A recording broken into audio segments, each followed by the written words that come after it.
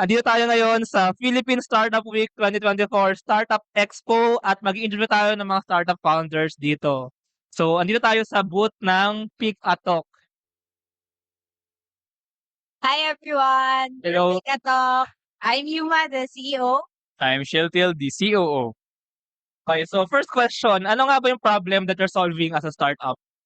So as a startup, we're solving the problem that children with speech and language disorders encounter kasi they're not able to communicate verbally, so they have trouble expressing themselves, expressing their wants and their needs. So hindi nabibigay ng mga tao that are around them. So yung mga family, kahit yung mga family members nila nahihirapan makakaintindi sa kanila. So that results in temper tantrums, frustrations, and support. So parang ang pangit na experience nila. So with Pick a Talk, they're able to communicate their needs, they're able to express themselves, and that way, parang it improves their quality of life. Founder, we have Coach Cham na ating na-interview sa Cebu sa kanilang office. Hello, Jude. Hi, Ayan, so can you introduce yourself, Jude? I'm CEO of Chum. We're a Netflix startup based in Cebu. What problem are you solving with Coach Cham? So right now in Philippines, there are over 100,000 babies graduates every year. Well, actually, over 50% of these are unqualified programmer candidates. And so we want to help solve this talent issue by improving the quality of worker education.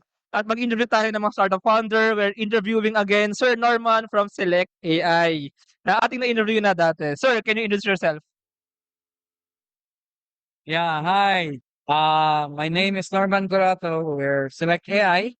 Tapos, we are solving the problems of providing visibility for companies that operate manpower, machinery, at saka yung deploy ng mga merchandise in the field. That problem is very big because, first, alam niyo naman, 7,100 islands. If you do business across those islands, you easily lose visibility. So what we do is we build these devices that we put in those assets. Tapos meron din kaming pang track ng mga personnel, manpower sa mga mine sites and construction. And we do this, we do not sell the hardware, we sell this through a subscription model.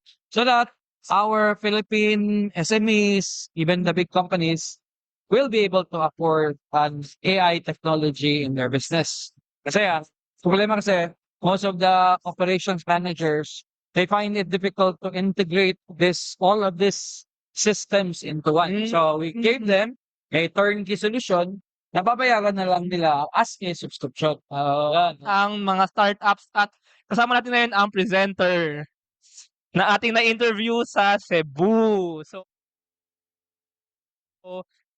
introduce yourself. Hi everyone. Startup Podcast PH. So I'm Kenneth. I'm the founder of Presenter.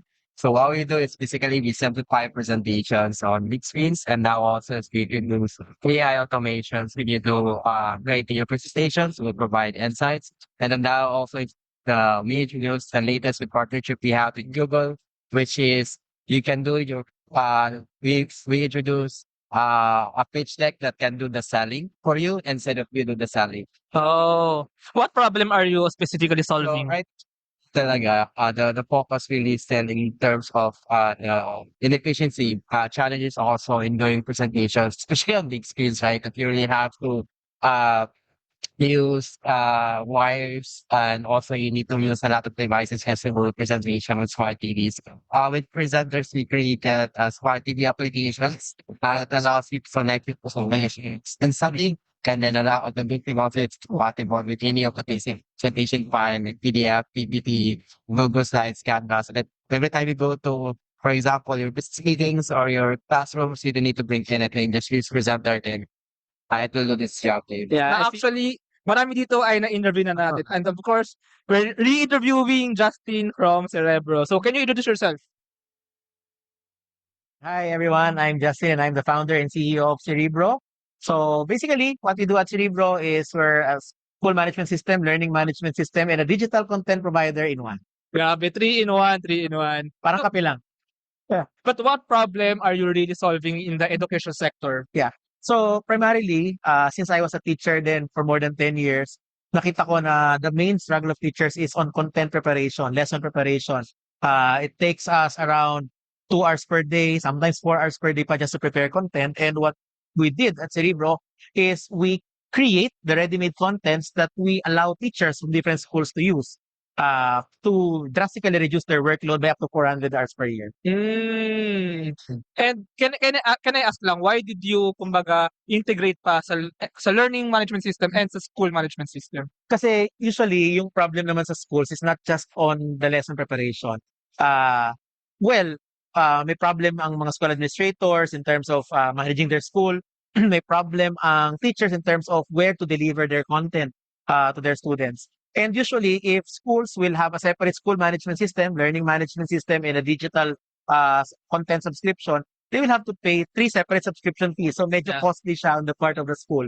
So right now at Cerebro, we try to address that problem by having a single solution with just 1 subscription fee. Yeah, maganda nga ang all-in-one na, no? Mas madali para sa school, mas madaming kita para sa inyo.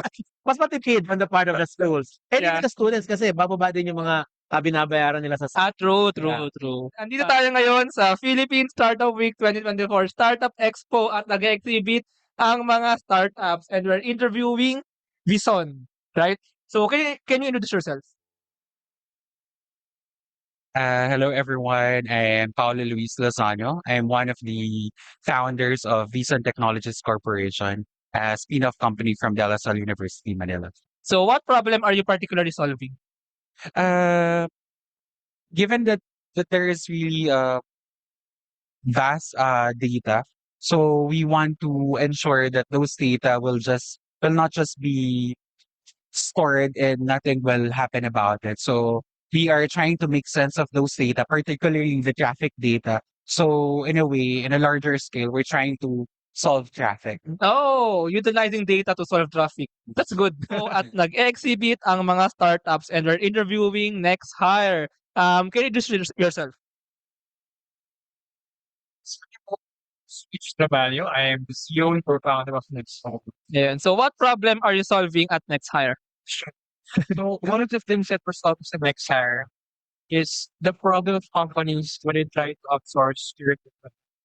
So alam na natin na recruitment is a big challenge, and that's caused the limited network reach, time consuming process to hire. At the same time, it's hard to find the best talent. A lot of times, companies understand that. That's why they decide to outsource their recruitment. But when it comes to outsourcing their recruitment, they need to look for recruiters and hunters. Yeah. So, and they also need to organize pa the referral list. Sometimes, diba, when you tap multiple recruiters, maraming platforms or channels that they would need to send their LinkedIn. like LinkedIn, email, diba? Yeah. So, maraming process. Ah. Hard. Even when you're trying to outsource your recruitment, ang messy pa rin ang process. And that's how we entered. So, basically, Nexar, we're a marketplace. We're a platform that connects companies to top recruiters and headhunters. Okay. Hire faster and better talents for the company. Oh, so ano siya? So, hindi siya, I mean, company and then yung talent. Pero ang kinoconnect din doon sa recruiters. Oh. Kasi our thesis is we believe talaga that headhunter with recruitment, you can never take out the people in the recruitment. Although you can automate, you can make Yeah. it easier, right? But it's really still impactful if there's a recruiter vetting Yeah. and sourcing and screening for that person. Yung ano yun, intelligent judgment and maybe may empathy part din doon. Ano? Understanding the human talents din talaga. Sa sourcing, no? Kumbaga, a lot of times, may mga recruiters here that have the network and normally other job platforms won't normally be able to see that kasi yung mga talent are not in that platform. Yeah. So we're able to expand the network, the network of that position or that listing even more.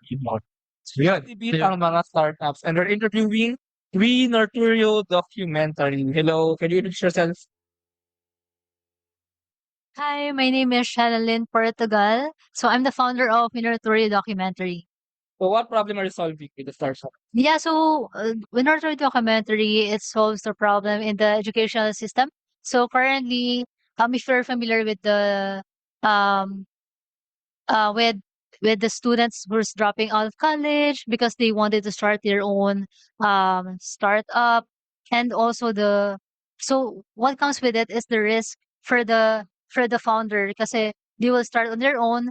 But with Minority Documentary, the plan is to nurture them, and empower them to have that entrepreneurial mindset, to connect them with incubators so that they will going to have less risk in starting their business. So they'll be a guided founder of a startup.